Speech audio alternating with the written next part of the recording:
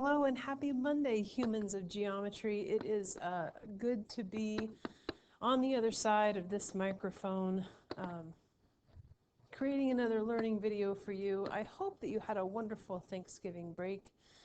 It's the middle time between Thanksgiving and the winter break, and we are going to talk a little bit more geometry. So here is a warm-up for you. I'm going to ask that you get a piece of graph paper and make it look like what you see in front of you, and then put a triangle somewhere on your graph paper, and then translate your triangle using the rule xy goes to x minus 3, y plus 4. And then consider this question: is the image congruent to the original triangle? And then I'm going to ask you to reflect that triangle in or over the y-axis. And then consider this question: is the image congruent to the original triangle? And then lastly, perform a dilation on your triangle with a scale factor k equal to 2. And then consider, is the image congruent to the original triangle? So go ahead and pause this video and work your way through the warm-up, and then I'll come back and we can talk through it together. All right, so my hope is that you were able to work your way through that and that you have some answers to these questions. The first thing to do is to slap a triangle somewhere down on this graph paper, and so I'm just gonna, well, that's a terrible start. Let's try that again. How about one that looks like this? Yours will probably be different. I'm going to call mine A, B, C.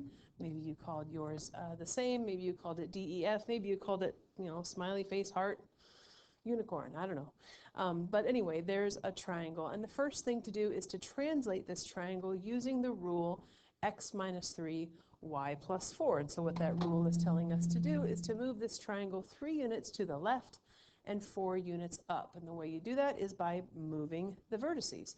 And so I'm going to take A, and I'm going to move it 3 units to the right, 1, 2, 3, and 4 units up, 1, 2, 3, 4, and this is the location of A prime. Same thing with B, 1, 2, 3, 1, 2, 3, 4, and here is B prime.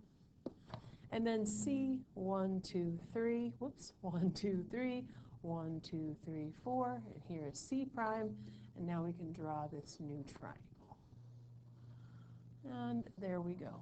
Now the question is the image congruent to the original triangle?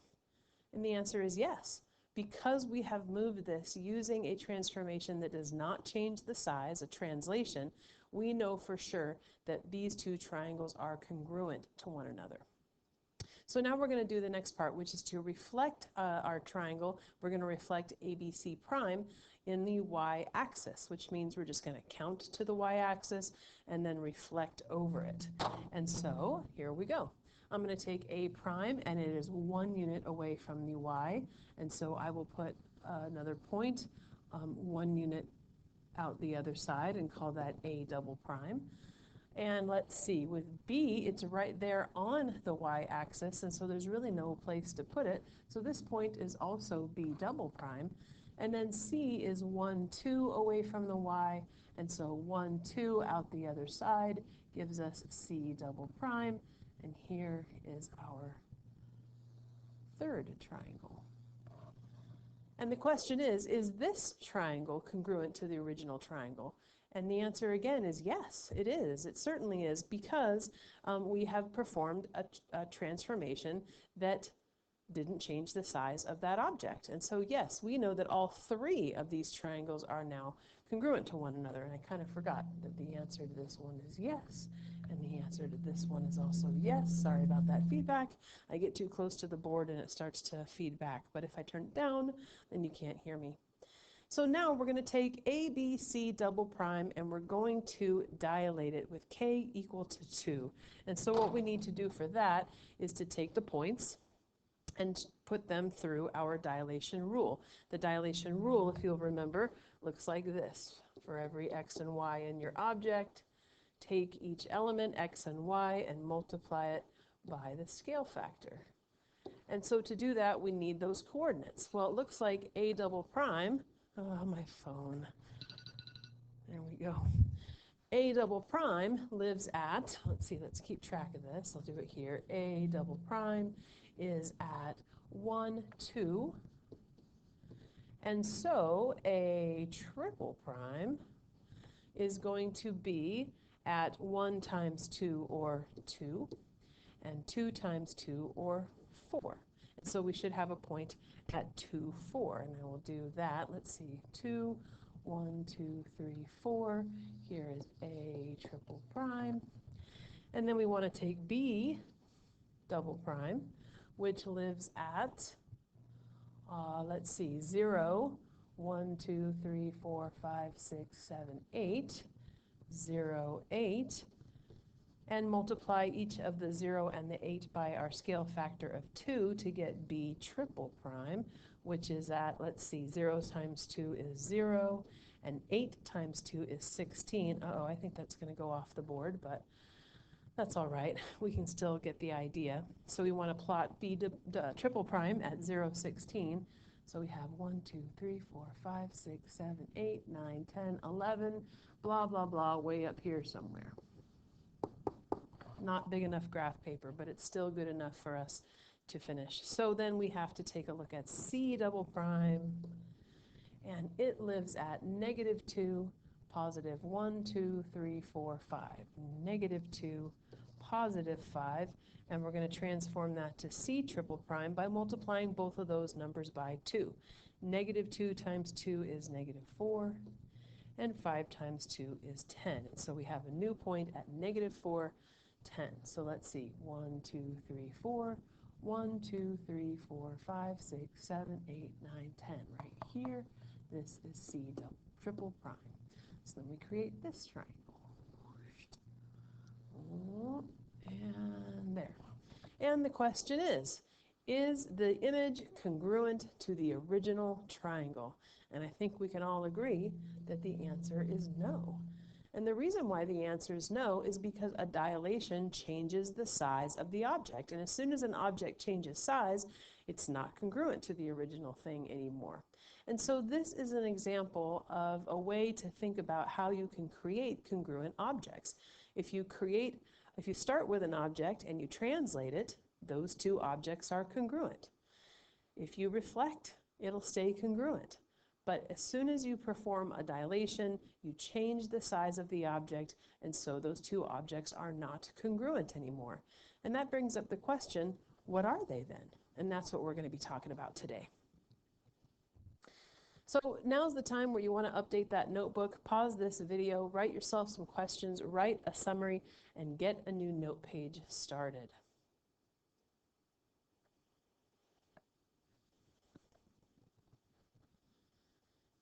All right, let's start that new note page. At the top, your topic is similarity transformations.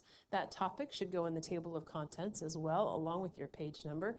And then the essential question, what are similarity transformations, is the question that you should be able to answer at the end of this video.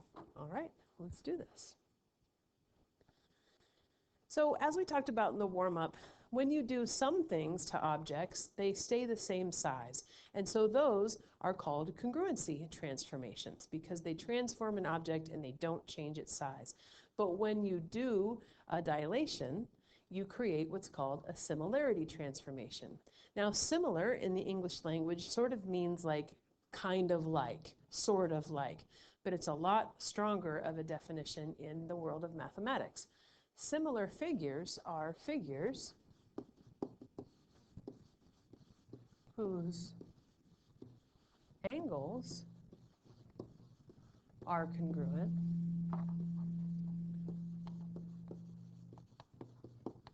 but sides change by the same scale factor. Figures whose angles are congruent, but sides change by the same scale factor. This is very similar to what we know about what dilations are. When we talk about putting together translations and rotations and all of those things together, we talk about compositions, and those compositions, when they include a dilation, are called similarity transformations. Similarity transformations are any combination of transformations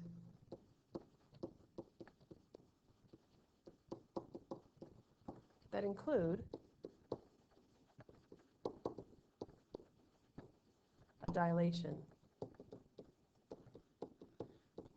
A dilation will change the size of an object, and therefore it is not going to make a congruency transformation, it will make a similarity transformation.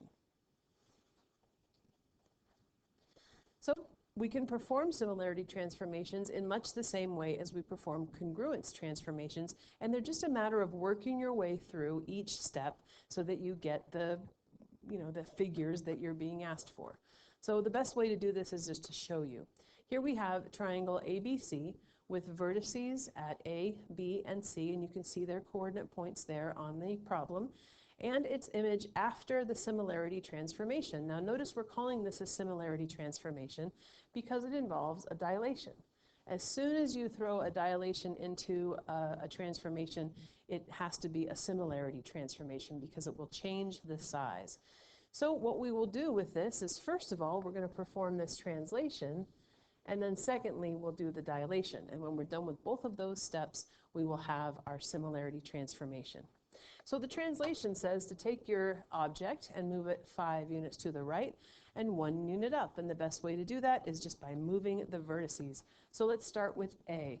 We're going to move A 5 units to the right, 1, 2, 3, 4, 5, and 1 unit up, and find A prime. B, same thing, 5 units to the right, 1, 2, 3, 4, 5, and 1 unit up. Here's B prime. And C goes 1, 2, 3, 4, 5 to the right, and 1 unit up to find C prime. And here is our translation. And so far, nothing has changed size. And now that we've done that, we're done with this step. Now we want to take ABC prime and dilate it according to our rule. Our rule says to take x and y and multiply both x and y by 2. So what this suggests to us, in other words, is that our scale factor is 2. It's just another way of saying that. So in order to do that, we need our coordinate points. So let's look at A prime. See how this is like the warm-up? A prime lives at 1, 2.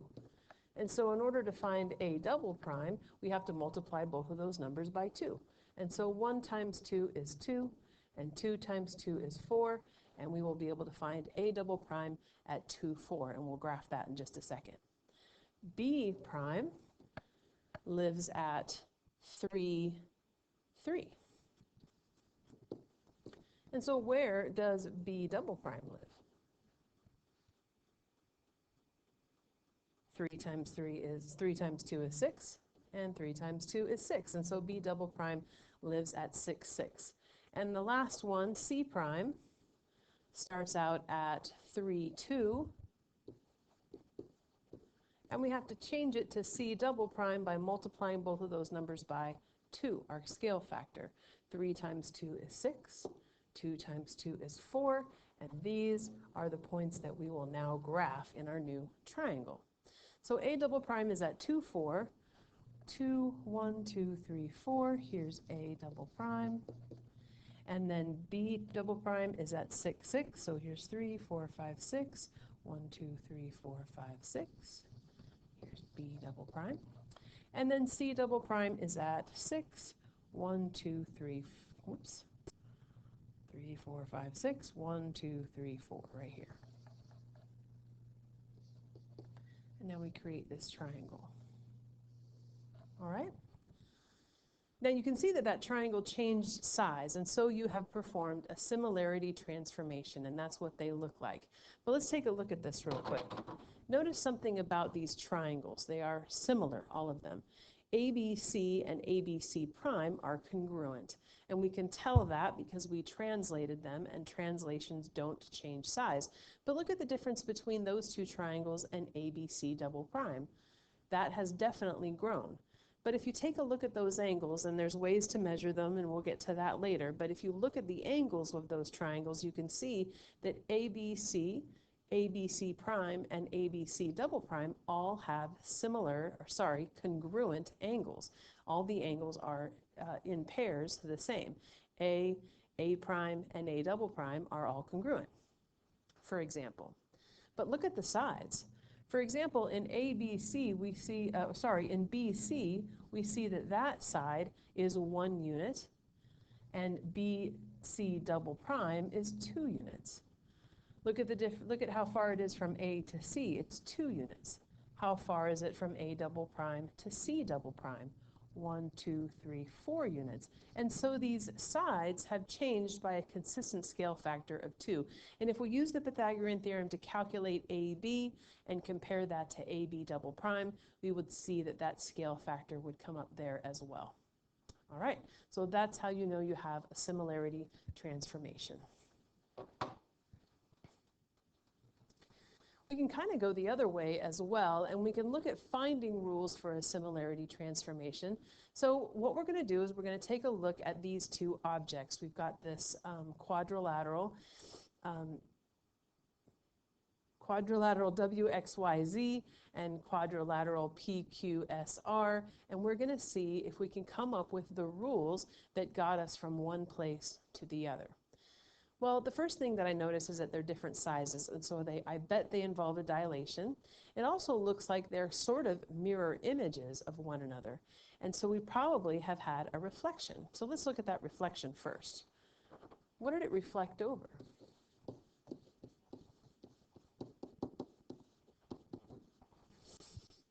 It reflected over the y-axis, didn't it? You can take x, w, y, z and flip it over the y-axis to get almost to PQSR.